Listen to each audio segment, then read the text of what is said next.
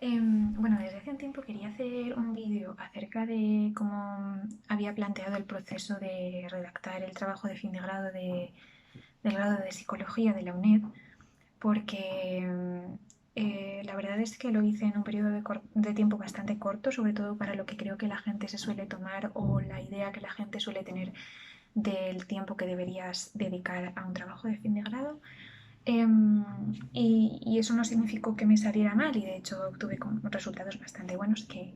probablemente compartiré a lo largo del vídeo. Entonces, como un poco de contexto,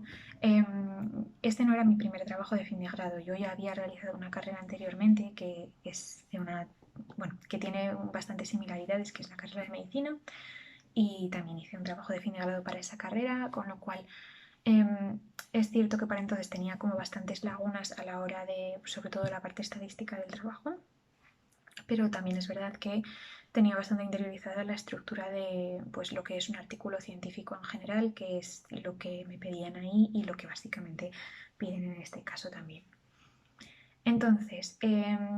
eso no quita, o sea, no es necesario haber realizado un trabajo de fin de grado previamente para que el siguiente te salga muy bien o lo que sea, no. Simplemente quiero compartir pues un poco las cosas que hice o la organización que tuve, no solo gracias a esa carrera previa, sino también un poco a pues aprovechar los recursos que estaban en mi mano como alumna de la UNED. Y me parece que con ese contexto un poco ya puedo comenzar a explicar. Entonces, también supongo, o sea, esto entiendo que es interesante para alguien que vaya a hacer el trabajo, que por ejemplo no lo haya podido presentar ahora en la convocatoria de junio y que lo vaya a hacer en septiembre o que directamente lo vaya a hacer para años posteriores, pero también un poco para conocer la dinámica, porque es verdad que yo hasta el momento en el que me matriculé, incluso hasta que empezó el segundo cuatrimestre, que era cuando ya se abría la asignatura, no tenía tampoco demasiada idea de cuál era el proceso. Entonces, para empezar desde el principio, yo me matriculé. Si hay alguna información gráfica que necesite poner, la pondré aquí insertada o algo así, así la podéis ver mientras hablo. Cuando me matriculé en septiembre o sea, del resto de asignaturas que me quedaban para terminar la carrera, entre ellas el TFG, sí que al mismo tiempo que me matriculaba ya debía elegir como una de las líneas de trabajo de fin de grado. Y eso sí que es importante y yo no lo sabía, que cada una de las líneas está detallada en la guía del curso de la asignatura, que yo me la suelo leer, pero por algún motivo en concreto no había visto que las líneas estaban explicadas ahí y yo elegí un poco por el nombre de la línea. Pero es verdad que es útil pues saber un poco más en profundidad de qué va cada una para poder elegir en función de eso, ¿no? Y se ponen todas en un orden de prioridad, pues no sé si hay 7 o algo así, no lo sé en concreto cuántas,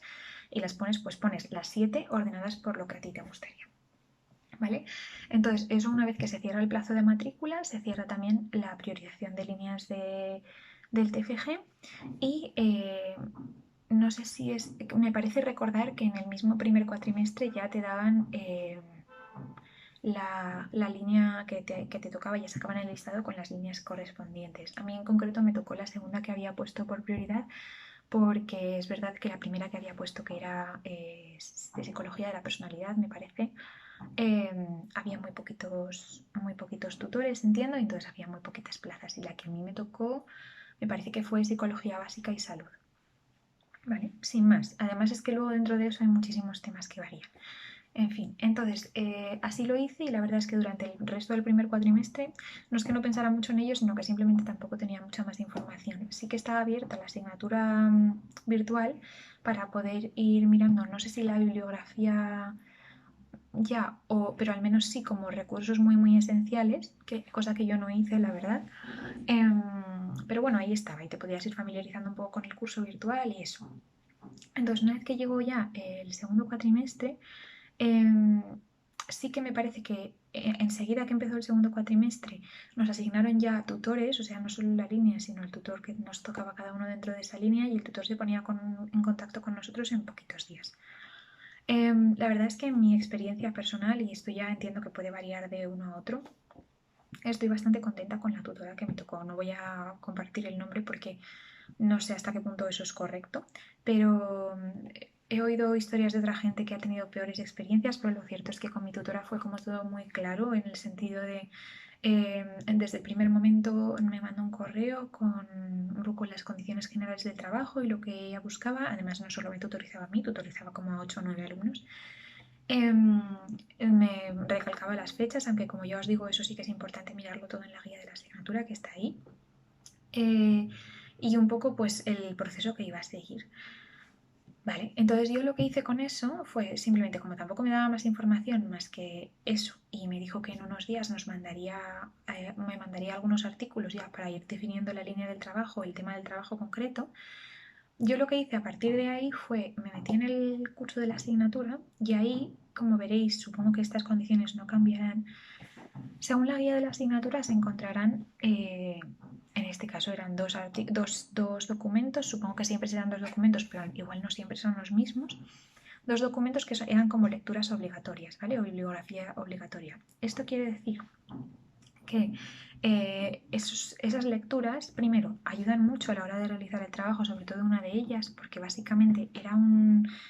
capítulo completo de un manual de diseños de investigación, me parece que de la asignatura de diseños de investigación, en el que básicamente te explica pormenorizadamente la estructura de un artículo científico, lo cual es muy importante porque es la misma que vas a seguir en el trabajo. Y luego el otro artículo sí que era un artículo de una revista bastante más actual en el que pues, un autor miraba o recogía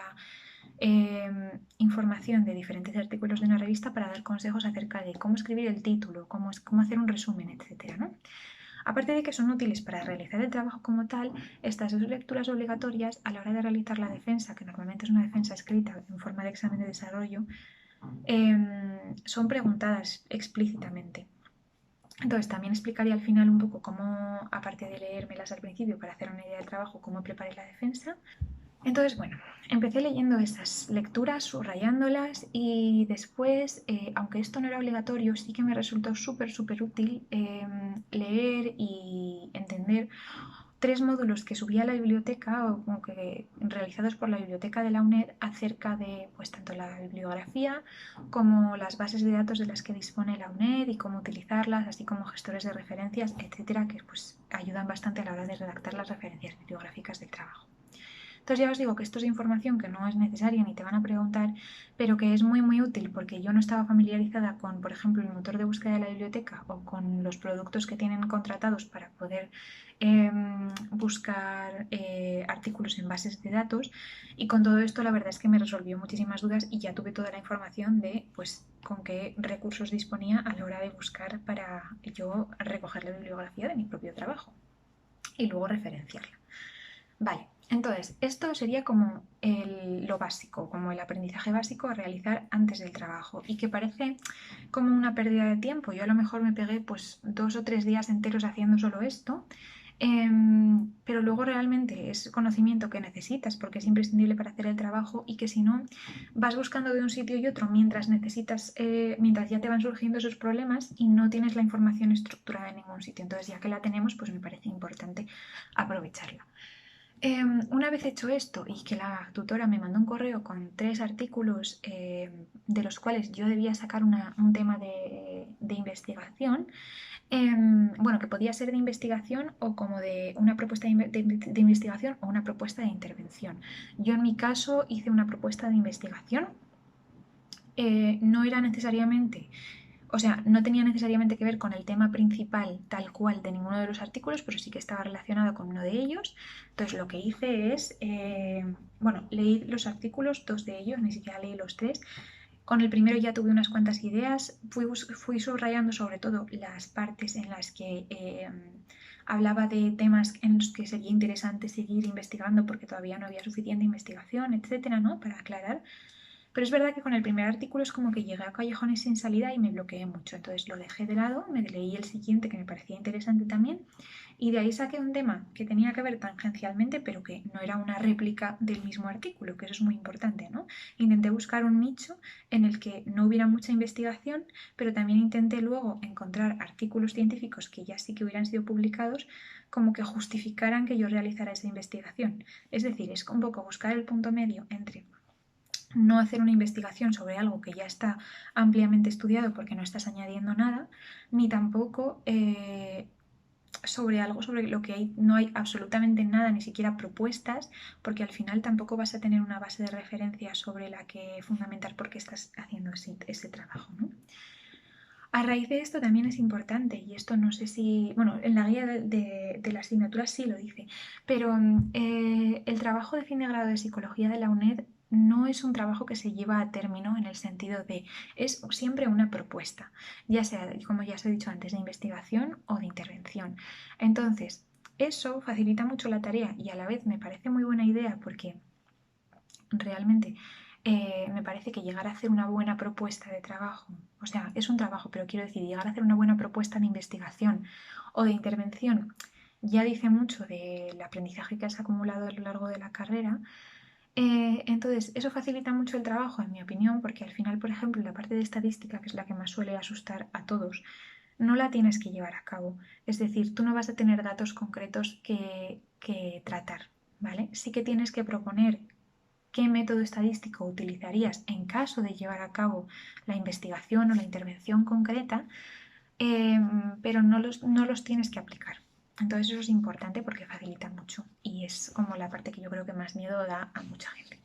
Una vez ya conseguí la bibliografía para justificar el tema que quería proponer, pues me fijé bien en las condiciones que proponía la guía de la asignatura para redactar la propuesta, porque en primer lugar lo que se tiene que entregar es una propuesta que el tutor debe aceptar y eso se hace a partir del buzón de tareas de la asignatura virtual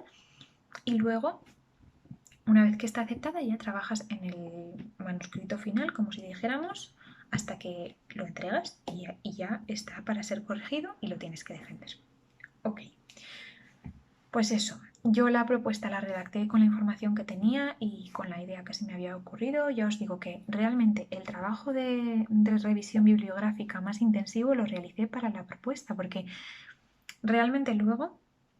esa es la información que necesitas para hacer el trabajo, con lo cual es muy importante y optimiza mucho tu tiempo hacer una buena revisión bibliográfica para la propia propuesta, porque una vez que vas a redactar el trabajo, ya tienes todo ese trabajo hecho y puede que la justificación que hagas para el trabajo sea más extensa, pero será a partir de los mismos artículos, con lo cual eso te quita ya mucho de ampliar después, ¿vale? Entonces redacté la propuesta, se la mandé a mi tutora y mi tutora, esto no siempre creo que sea así, o sea, creo que eso cada tutor lo especifica de alguna manera, pero bueno, mi tutora me dijo que ella me iba a realizar 2 correcciones de la propuesta y 2 correcciones del trabajo y eso era todo. Entonces, claro, yo me tenía que asegurar bien de que lo que le entregaba pues era medianamente definitivo, o sea, luego ella me hacía sus sugerencias de cambio, pero tampoco podía estar mandando cosas sin conocimiento, ¿no? Entonces tenía que tener ya una cierta calidad. Y luego sí que es cierto que yo alguna vez le hice preguntas fuera de mandarle la propuesta en el sentido de, oye, pues para elegir la muestra, por ejemplo, eso ya más en el trabajo, no tengo, o sea, tengo dudas acerca de qué tamaño elegir o con qué criterio elegirlo, ¿no? Y de hecho, para la propuesta, una vez que se la entregué la primera vez, ella me dijo que le parecía bien el tema, tuvimos una conversación telefónica y entonces ya me explicó como sus comentarios, la cambié, le pareció bien, me la aceptó y así todo como bastante, según las instrucciones que ella me fue dando y las condiciones que me había puesto desde el principio, fuimos trabajando juntas y bien. O sea, es verdad que no dependí muchísimo de ella, yo era bastante autosuficiente, pero bueno, en los momentos en los que necesitaba hablar con ella y tal, ella estaba totalmente dispuesta y nos entendimos bien. Entonces, presenté la propuesta un par de semanas antes o una semana antes de la fecha final para la entrega de la propuesta y en cuanto ella me dijo que estaba aceptada, por mucho que en la asignatura virtual tarda más tiempo en aparecer, pero ella misma me dijo, está aceptada, ya puedes empezar a trabajar en el manuscrito o en la redacción, como si dijéramos. Así que comencé a hacerlo. Ya os digo que ya tenía toda la revisión bibliográfica hecha y de hecho en la propuesta del trabajo también referencié todos los artículos que había utilizado, con lo cual muchas de las referencias y citas, bueno, sí, de las referencias sobre todo bibliográficas ya las tenía redactadas. En eso no voy a dar mucho más consejo más que con los módulos de la biblioteca, por ejemplo, aprender a utilizar un gestor bibliográfico. Yo en concreto usaba RefWorks porque con el buscador que utilizaba era el que mejor me funcionaba y luego pues con las normas de la app al lado comprobar que las referencias que te saca el programa están bien porque no siempre están bien. Entonces eso, ya empecé la redacción del trabajo y ahí me fui guiando de nuevo por la guía de la asignatura y los apartados que pedía, eh, hasta que pues terminé mi primera redacción y, y ya está, y lo repasé todo bien, lo entregué pensando que más o menos estaba bien. La tutora de nuevo me hizo algunos comentarios, sobre todo para expandir un poco la parte de estadística, porque yo no sabía bien qué era lo que había que especificar, sí que sabía qué métodos tenía que utilizar, pero no en concreto qué era lo que tenía que explicar y lo que no. Y lo mismo, o sea, hice esas modificaciones, si tenía alguna duda ya no le mandaba el borrador entero, sino que le preguntaba acerca de temas concretos y ya me respondía. Y para el 29 de marzo yo ya tenía el borrador, o sea, la redacción terminada, tenía todo, o sea, tenía ya mi versión final. No lo pude entregar todavía básicamente porque el buzón de tareas todavía no estaba disponible para entregar el trabajo, pero yo a esa fecha ya tenía el trabajo terminado y revisado por mi tutora en el sentido de que me dijo que ya si introducía las modificaciones que ella me había dicho lo podía entregar. Con lo cual, desde el 15 de febrero, que me parece que empezó el segundo cuatrimestre, hasta el 29 de marzo, yo ya había hecho el borrador de mi TFG y el TFG completo, ¿vale? Entonces, del 29 de marzo hasta el 10 de junio, me parece que fue el día anterior a hacer la defensa del TFG, yo ya no tuve que hacer nada más que en cuanto se abrió el buzón, entregarlo. A la hora de defender el TFG, en concreto a mí y yo creo que a la mayoría de gente me tocó hacerlo a través de, o sea, en forma de examen de desarrollo de 3 preguntas. Eso de nuevo está especificado también en la guía de la asignatura. Hay a quien su tutor le dice que lo haga presencial o en este caso por videollamada o como sea, pero no fue el caso para mí, fue el procedimiento estándar. Entonces, este examen de desarrollo se compone de 3 preguntas, de las cuales una consiste en los contenidos de las 2 lecturas obligatorias que os he comentado antes y las otras 2 consisten en los contenidos de tu TFG. Siempre es bueno si puedes, aunque te pregunten por los artículos, pues también mencionar algo de cómo aplicarlo a tu TFG, pero bueno, en mi caso la verdad es que la pregunta sobre los artículos era muy enfocada a los artículos. Entonces, ¿qué hice para preparar esta defensa? Como ya os he dicho, yo antes de hacer el TFG ya me había dejado los 2 artículos subrayados, pero es cierto que no me los había estudiado, ¿vale? Y tampoco me los estudié a la hora de realizar la defensa, porque al final uno de ellos ya os digo que es un capítulo sobre la estructura de un TFG. Al fin y al cabo, si has hecho el TFG ya sabes, ya conoces la estructura, pero es cierto que me lo volví a leer y me hice como un esquema muy breve o como muy sintético sobre, pues eso, introducción y algunos aspectos clave de la introducción, métodos, etcétera, y como aspectos muy clave de cada apartado, simplemente por tener algún detalle más fresco en la cabeza y poder pues, ofrecer una explicación más elaborada si me preguntaban sobre cualquiera de ellos. Y a esto le añadía los comentarios que había en el otro artículo sobre los mismos apartados de un artículo científico. Entonces, eso me fue muy bien porque al final es información que no es demasiado compleja, con lo cual es fácil entenderla de una lectura comprensiva. Y al día siguiente, también es cierto que la pregunta de los artículos es la que menos puntos vale, entonces tampoco me parece muy eficiente y sobre todo habiendo tenido otros exámenes cerca, el estar memorizando muchísimas cosas. Al día siguiente sobre los artículos me preguntaron sobre la parte del abstract o del resumen y ahí hice pues como la parte más general que había en el capítulo del libro y introduje algunos comentarios que había en el otro artículo, hice así como una mezcla de los dos y la verdad es que me fue bastante bien. Y en las otras 2 preguntas básicamente te preguntan sobre la elaboración del trabajo. En concreto me preguntaron, me parece que sobre la parte de métodos que bases de datos había utilizado o cómo había sido pues mi proceso a la hora de encontrar la bibliografía básicamente. No me acuerdo cuál fue la otra pregunta, pero vamos. Con todo esto, mis resultados fueron muy buenos porque mi TFG al final acabé teniendo un 9,5 y en la defensa acabé teniendo un 10. Con lo cual, mi nota del TFG se acabó quedando en un 9,7. Con esto quiero decir que el trabajo de fin de grado tampoco es una cosa a la que tener tantísimo miedo. Es verdad que genera mucha incertidumbre porque la información va cayendo como con cuentagotas y porque siempre nos da mucho miedo la parte de estadística, sobre todo, o al menos esa es la impresión que me da. Pero con la información que tenemos y también con algo como esto, a ver si me encuentro, es muy útil este librito que utilicé para la asignatura que pone aquí, es básicamente el formulario que te dejan llevar al examen, ¿vale? Para hacer los problemas de esta asignatura. Este libro me parece súper útil. Si te acuerdas las cosas, no es necesario, pero muchas veces estas cosas se nos olvidan. Pero me parece muy útil porque, por ejemplo, no te explica las cosas, o sea, simplemente tienes las cosas como muy esquematizadas, pero, por ejemplo, aquí ves cuáles son los estadísticos que se utilizan para una sola muestra. Sobre todo, si estás haciendo un diseño de investigación, sobre todo, o bueno, de intervención también, si quieres analizar los datos, diseños para dos muestras, ya sean dependientes, independientes, etcétera, simplemente para saber, según el caso y lo que te dice aquí, qué es lo que tienes que utilizar para tu diseño en concreto, o sea, aplicándolo, ¿no? Y solo este librito, sin explicaciones ni nada más, me parece muy útil para saber pues, si tienes que utilizar una T de Student, un chi cuadrado, o simplemente hacer una correlación de Pearson. Por ejemplo, yo en mi trabajo solamente tuve que hacer una correlación de Pearson, bueno, ni hacer, proponer, y una T de Student para comparar medias de muestras independientes. Y ya está. Y no tuve que hacer nada más. Entonces, eso es simplemente para como tranquilizar a quien sea que vaya a hacer el trabajo, para que conozcáis un poco más en profundidad el proceso y para que pues quitar un poco de miedo a la asignatura y ya está. Espero que os sea útil y, y que no sea especialmente, bueno, largo va a ser este vídeo, pero que no sea especialmente largo, que se entiendan las cosas. Nada más, espero que os sirva. Adiós.